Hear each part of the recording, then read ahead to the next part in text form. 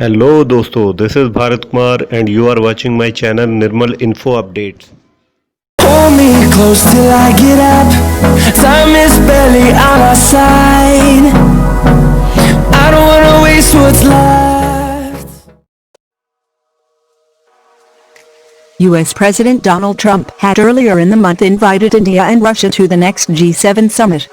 While Russia sees itself as an honest broker for dialogue and peaceful resolution of international disputes, Moscow won't interfere in the Sino-Indian military standoff as it's a bilateral dispute, said top Russian parliamentarian and chief of Federation Council International Affairs Committee Konstantin Kosachev. The Russian lawmaker also said Moscow wasn't enthusiastic about U.S. President Donald Trump's invite to four countries, including Russia and India, for G7 as it didn't want to join any bloc or alliance against China.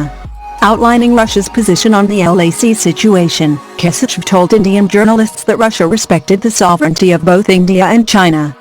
He described Russia's own ties with China as in best shape ever because of the anti-Russia campaign by the West. The day PM Narendra Modi had discussed the border situation with President Donald Trump last week, Foreign Secretary Harsh Shringla also briefed Russian Ambassador Nikol Kudashv on the issue in a working meeting. India remains against any form of mediation and had earlier declined an offer by Trump to mediate. Russia should not interfere in this type of dispute, but overall when required in other situations our mission is to be an honest broker to contribute to a dialogue and work for a solution which doesn't involve force, said Kosachev, adding. On Trump's G7 invite though, India and Russia have divergent views.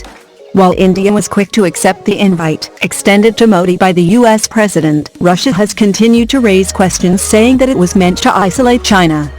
In a video conference with Indian journalists, Kosachev said there was no opportunity for the four countries invited, Russia, India, South Korea and Australia, to influence the outcome or decisions of the summit. Countries like Canada and UK have also strongly opposed Trump's proposal for return of Russia to G7. There are many countries which are influential and strong and which can participate in the discussions. China is a clear example. I suspect choosing India and Russia and not inviting China is concentrated on the second part, not inviting China, he said. Trump wants to get a number of countries together for some form of joint opposition to China. That's the current strategy of the Americans. I am absolutely against building any bloc or coalition aimed against a third country, he added. Kosachev said Trump didn't have the mandate to expand the G7 in any case and that he just represented a country which was going to host the next summit. He's free to invite any country, but it will still be the summit of 7 countries. This is what raises questions. In that format, none of the 4 countries invited will be able to participate in the preparatory work. There will be resolutions and documents that is going to be done by the same 7 countries, by suggesting that a Pakistan Air Force (PAF) F-16 fighter jet has gone missing during a panic situation in Karachi.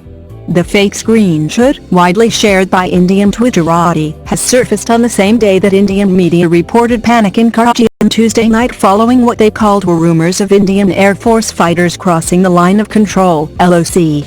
The image is cropped to show only the fake story's headline and is doctored to resemble news articles on .com.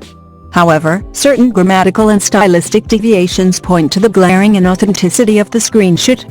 Firstly, a sans-serif font has been used for the headline while the site uses a serif font.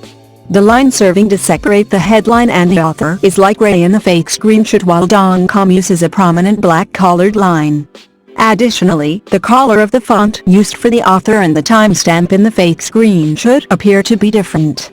Similarly, the font below the Dawn logo for today's newspaper appears bold. On the real site the font is not bold. Moreover, the icons for sharing this story on social media have been compressed in the fake screenshot using a photo editor. Similarly, the wrong font and color have been used to indicate the number of comments on the fake story. This is not the first attempt to mislead the public by circulating fake news using the Dawn brand.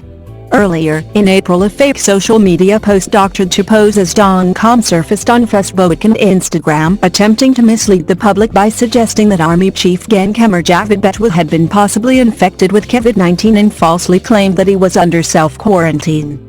In October 2018, another fake screenshot of a news story attempted to mislead the public by suggesting that PMLN leader Mariam Nawaz was expecting and falsely claimed that Dawn News had obtained her medical reports.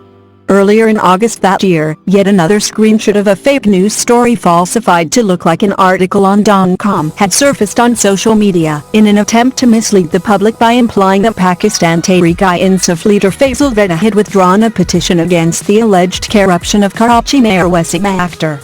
In a similar occurrence, in June 2018, a fake Facebook post screenshot doctored to pose as .com was shared on social media. It attempted to misinform the public and stakeholders by suggesting that Afghanistan had accepted the Durand Line as an official border. The doctored image had led to the Afghan National Security Council (NSC) to issue a press release that mistakenly assumed the post was legitimate.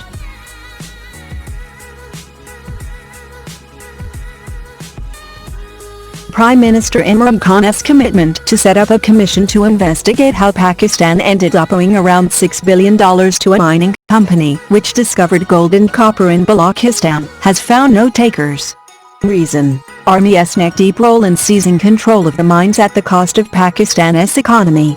Last year, in a major dispute, the World Bank's International Center for Settlement of Investment Disputes, ICSID, asked Pakistan to pay the massive penalty, that is 2% of its GDP, to Technion Copper Company, TCC, a multinational mining giant.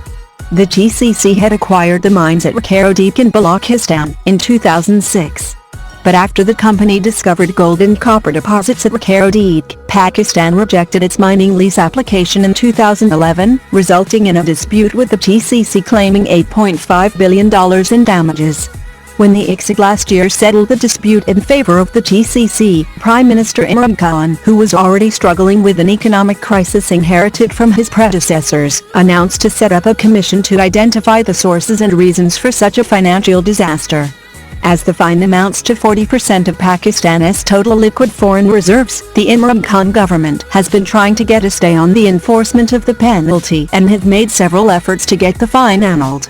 Sources said even as Islamabad is scrambling for options, none in the civilian government will investigate the reasons as to how Pakistan landed in such a soup. That is because everyone in Pakistan knows that it is the Pakistani military-industrial complex which has emptied the public exchequer and Pakistan's economy as well, sources in Islamabad said. As per a Hudson Institute report written by Pakistani scholar and former ambassador to the U.S., Hussein Haqqani, it was the army which orchestrated the ejection of foreign companies from the Rakero Deep area of Balochistan. A persistent campaign led by Pakistani nuclear scientist Samar Mubarakman and backed by the military against the TCC led to Pakistan's Supreme Court ordering the cancellation of the company's contract in 2013.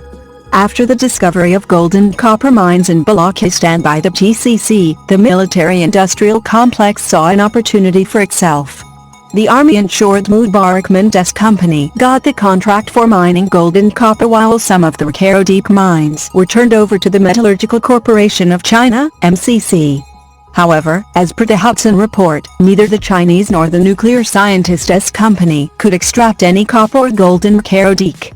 The Chinese are still said to be involved in the mining projects as part of the China-Pakistan Economic Corridor, CPEC, the report said. Balochistan nationalists, who deem Pakistan an occupier of its territory and resources, have been opposed to the CPEC and demand its exit. Interestingly, one of the Pakistan Army-run companies, Frontier Works Organization, FWO, a road and buildings constructor, which has no expertise or experience in mining, is now involved with their Rakero Deep project. FWO is the same organization which undertook civil works of the Kartarpur Corridor project connecting Gurdwara Darbar Sahib, Kartarpur, to the border with India, last year. The corruption of the FWO was exposed in April this year, when 8 stones of the renovated Gurdwara crashed during a thunderstorm, due to inferior quality of the construction.